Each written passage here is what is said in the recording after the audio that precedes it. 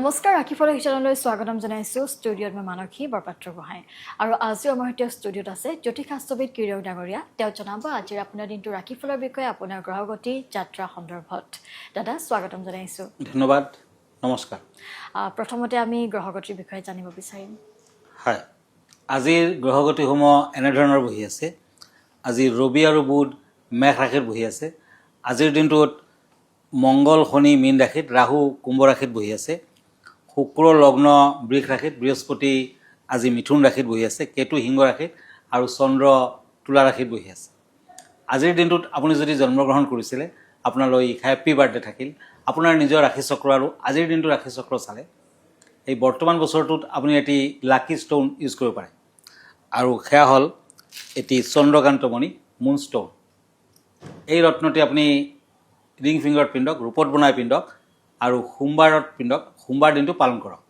ধন্যবাদ এতিয়া আহিছোঁ আজিৰ দিনটো ৰাশিফললৈ প্ৰথমতে মেঘ ৰাশিসকলৰ ফলাফল কাপছ এণ্ড টেম্পাৰেঞ্চ এই দুখন টেৰট কাৰ্ড ল'লোঁ আজি কৰ্মৰ ক্ষেত্ৰত ভাল ফল পাব ঘৰুৱা দিশত কিছু অশান্তি আজি ব্যৱসায় বাণিজ্যত শুভ ফল বিদ্যাত অধিক মনোযোগৰ প্ৰয়োজন হ'ব আজি ঘৰৰ চোতালত চৰাই চিৰিকটিৰ বাবে পানীৰ পাত্ৰ ৰাখক ভাল হ'ব মেৰুন কালাৰ লাকি blue colour unlucky lucky number 4 বৃষ ৰাশি টৰাছ কাপছ এণ্ড পেণ্টাকলছ আজি নতুন গৃহ নিৰ্মাণৰ সম্ভাৱনা ঘৰুৱা দিশত অশান্তি সংগীৰ লগত আজি শুভ ফল আজি যিসকলে সংগীতৰ লগত জড়িত হৈ আছে তেওঁলোকে ভাল ফল পাব প্ৰেমত কষ্ট আছে গোল্ডেন কালাৰ লাকি black colour unlucky lucky number 9 হয় দাদা আমি এই মুহূৰ্তত যাত্ৰা সন্দৰ্ভত জানিব বিচাৰিম আৰু শুভ কৰ্ম সন্দৰ্ভত হয় আজি 2 মে 18 বহাগ তিথি কৃষ্ণৰ প্ৰতিপদ বেটিপাত যুগ তুলা ৰাশি আজি বৈশ্য বৰ্ণ বিশাখা নক্ষত্ৰ দেৱাৰীগণ যাত্ৰা নাই বেটিপাত যুগ আছে শুভ কৰ্ম গৰ্ভাধান আৰোগ্য স্নান আদি আজি ৰত্নধাৰণ ঔষধকৰণ আদিও শুভ আজিৰ দিনটোত কোমোৰা নাখাব এতিয়া আহিছোঁ আকৌ ৰাশিফললৈ ওৱান্স এণ্ড চ'ৰ্চ মিথুন ৰাশি জেমিনি সন্তানৰ ভুলৰ বাবে সমাজত অসন্মানিত হ'ব পাৰে সাৱধান হওক আজি ঘৰৰ পৰা মূল্যৱান সামগ্ৰী হেৰুৱাব পাৰে ব্যৱসায় বাণিজ্যত উন্নতি আজি ৰঙা বৰ্ণৰ পৰুৱাক চেনি খুৱাওক cream colour lucky purple colour unlucky lucky number 3 cups and king of swords কৰ্কট ৰাশি কেঞ্চাৰ বন্ধুৰ কথা বিশ্বাস কৰি কোনো ধৰণৰ কাম কাজৰ আৰম্ভণি নকৰিব আজি পিতৃৰ স্বাস্থ্যৰ প্ৰতি গুৰুত্ব দিয়ক চাকৰিয়ালসকলৰ স্থান সলনি হ'ব পাৰে আজি lucky colour black unlucky colour yellow lucky number 1 হয় ধন্যবাদ জনাইছোঁ আৰু এই মুহূৰ্তত আমি এখন চিঠি ল'বলৈ চেষ্টা কৰিম প্ৰতিদিনে এখন চিঠিৰ উত্তৰ দিবলৈ আমি চেষ্টা কৰি আহিছোঁ তেওঁ লিখিছে যে ঘৰত বোৱাৰী আনিবলৈ হ'লে প্ৰথমতে কি চাব লাগিব ৰাখি জোৰা চালে হ'ব নেকি এই সন্দৰ্ভত জানিব বিচাৰিছে হয় ৰাখিযোৰা চোৱাটো ভালে ৰাখিযোৰা চাই আনিব লাগে আৰু ছোৱালী মানুহৰ আচলতে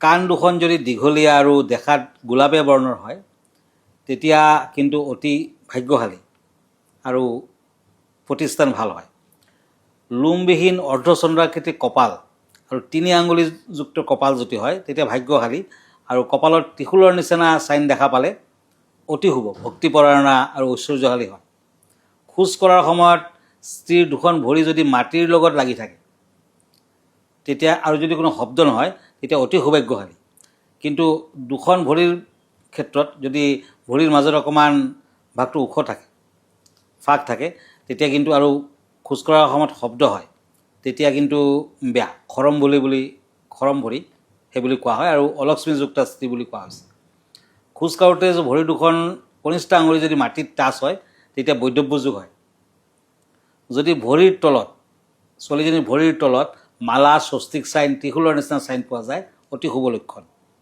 যদি ওঠৰ তলত নতুবা মুখৰ মাজভাগত যদি তিল থাকে তেতিয়া অতি শুভ যদি নাকৰ আগভাগত তিল থাকে তেতিয়া স্বামী ভাগ্য শুভ হয় আৰু এই মুহূৰ্তত আমি ৰাশিফলকেইটা চাই লওঁ হয় কাপছ এণ্ড ওৱান্স এই দুখন কাৰ্ড সিংহ ৰাশিসকলৰ বাবে আজি ঘৰুৱা দিশত খৰচা পাতি বৃদ্ধি সন্তানৰ বাবে চিন্তা পৰাপক্ষত স্বাস্থ্যৰ প্ৰতি গুৰুত্ব দিয়ক ব্যৱসায়ত সমস্যাই দেখা দিব প্ৰেমত বিয়া বাৰুৰ যুগ আজি সৰু দাৰ্চিনীৰ টুকুৰা এটা আপোনাৰ মানি পাৰ্চত ৰাখি থওক ভাল হ'ব হোৱাইট কালাৰ লাকি orange colour unlucky lucky number 2 এতিয়া কন্যা ৰাশি পেণ্টাকলছ এণ্ড পেণ্টাকলছ ব্যৱসায় বাণিজ্যৰ ক্ষেত্ৰত বৃদ্ধি, মানসিক দিশত কষ্ট হ'ব পাৰে। শিক্ষাৰ্থীসকলৰ বাবে যাত্ৰা আদিত শুভ, প্ৰেমত শুভ। আজি ঘিউ দান কৰক, ভাল হ'ব। Purple colour lucky, green colour unlucky, lucky number 7। Cups and cups, তুলা ৰাশি, লিব্ৰা। বন্ধুৰ লগত বিবাদ, কৰ্মৰ ক্ষেত্ৰত মহিলাৰ বাবে উন্নতি, পথ দুৰ্ঘটনাৰ যুগ, গতিকে চলা ফুৰাত সাৱধান হওক।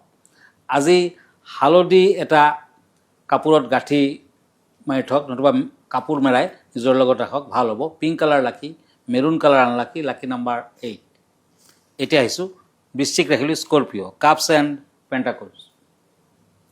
আত্মীয়জনৰ ফালৰ পৰা বিভিন্ন ধৰণৰ সহায় সহানুভূতি লাভ, আৰ্থিক দিশত কষ্ট পোৱাৰ সম্ভাৱনা। আজি স্ত্ৰীৰ লগত বিবাদ, প্ৰেমত আনন্দ লাভ।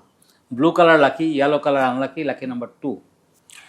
হয়, আৰু এই মুহূৰ্তত আমি বিশেষ বিষয়লৈ আগবাঢ়িম, যিহেতু প্ৰত্যেকদিনাই আপোনাৰ বাবে লৈ আহে একোটা বিশেষ বিষয়, য'ত থাকে বাস্তুশাস্ত্ৰৰ দিশৰ পৰা আপোনাৰ বিভিন্ন সমস্যাৰ টিপছ থাকে।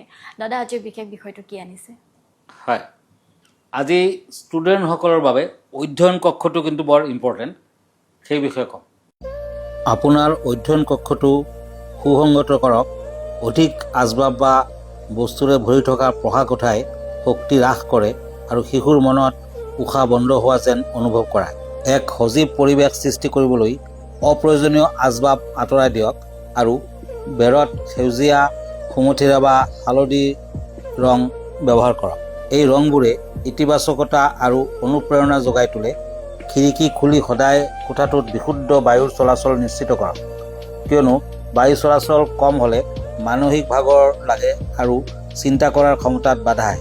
জ্যোতিষশাস্ত্ৰ অনুসৰি বুধ গ্ৰহই স্নায়ুতন্ত্ৰ, কথা কোৱাৰ শৈলী আৰু শিকিব পৰা ক্ষমতাক নিয়ন্ত্ৰণ কৰে।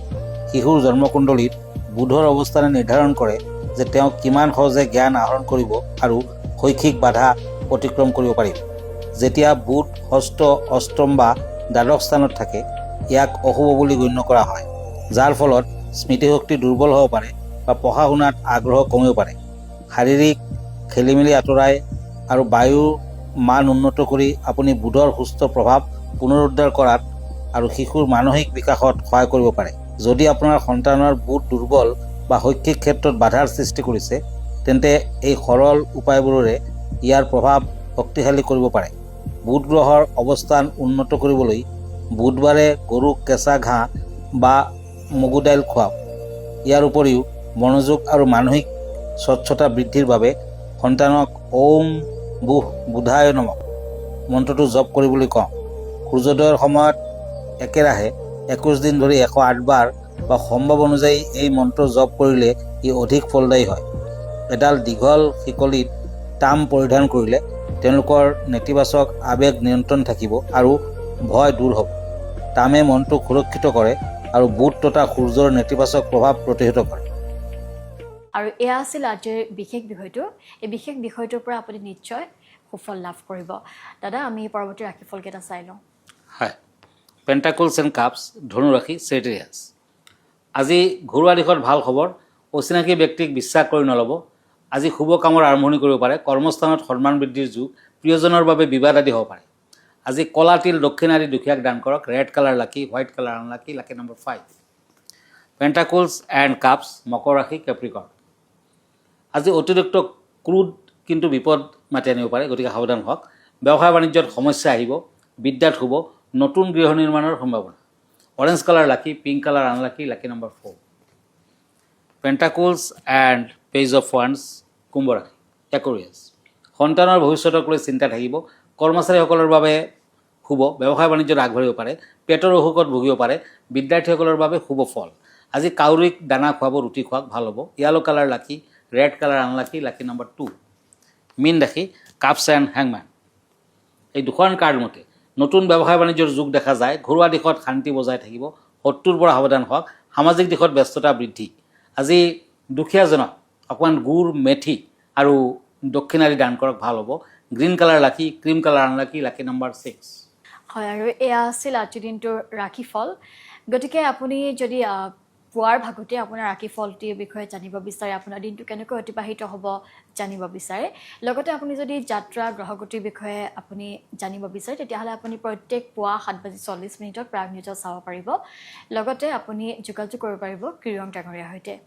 আৰু আপুনি প্ৰত্যেক দেওবাৰে নিশা 10 বজাত আপুনি প্ৰাগ নিউজত পোনপটীয়া সম্প্ৰচাৰ যোগে যোগাযোগ কৰিব পাৰিব কিৰণ ডাঙৰীয়াৰ সৈতে। তেওঁক আপুনি আপোনাৰ সমস্যাটি জনাই আপুনি সমাধান ল'ব পাৰিব।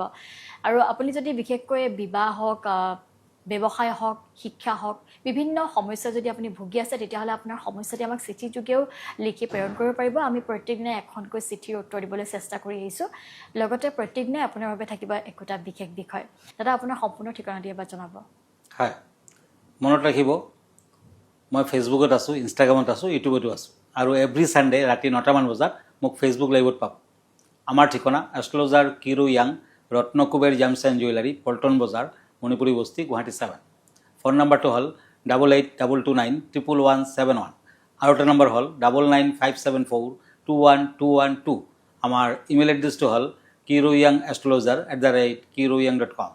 ধন্যবাদ, নমস্কাৰ। ইয়াৰ লগে লগে ৰাশিফলৰ শিতানৰ পৰা মই মানসী বিদায় লৈছোঁ। ধন্যবাদ।